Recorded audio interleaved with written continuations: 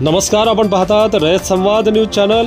अक्कलकोट शहरातील साठेनगर माणिकपेठ येथे मातंग समाज बांधवांची चर्चा परिसंवाद बैठक संपन्न।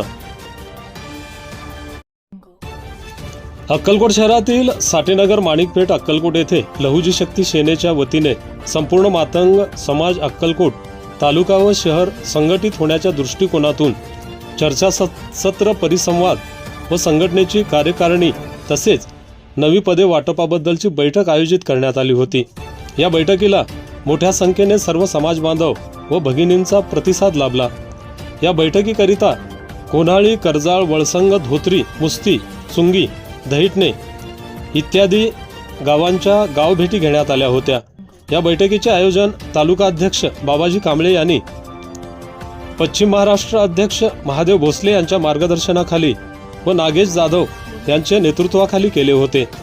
कार्यक्रमाची सुरुवात महापुरुषांच्या प्रतिमेस व अण्णाभाऊ साठे यांच्या पूर्णाकृती पुतळ्यास पुष्पहार अर्पण करून करण्यात आली।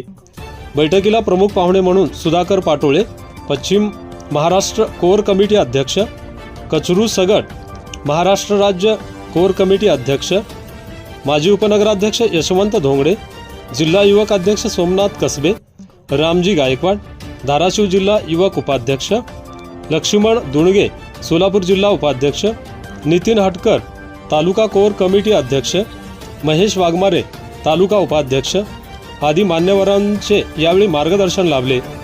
या प्रसंगी मातंग समाज अध्यक्ष निवृत्ती पारखे व आधारस्तंभ किसन जाधव यांचा सन्मानपर सत्कार सर्व समाजातर्फे मान्यवरांकडून करण्यात आला।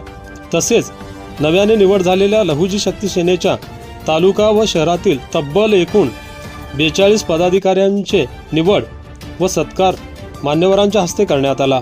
हा कार्यक्रम यशस्वी करण्यासाठी उल्हास क्षीरसागर, धर्मा आवळे, अंबादास कांबळे, बाळू क्षीरसागर, सुदर्शन कांबळे, तानाजी लोंढे, ज्योतिबा कांबळे, परसू वाघमारे, अमर लोखंडे यांनी विशेष परिश्रम घेतले।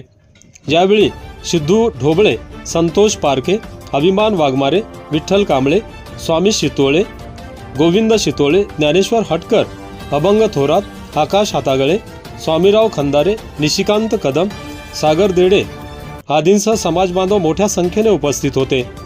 या कार्यक्रमाचे सूत्रसंचालन मातंग समाज सचिव ज्योतिबा पारखे यांनी केले, तर आभार अनिल शितोळे यांनी मानले। आपल्या परिसरातील बातम्या पाहण्यासाठी रयत संवाद न्यूज चॅनलला सबस्क्राईब करा, शेअर करा, लाईक करा।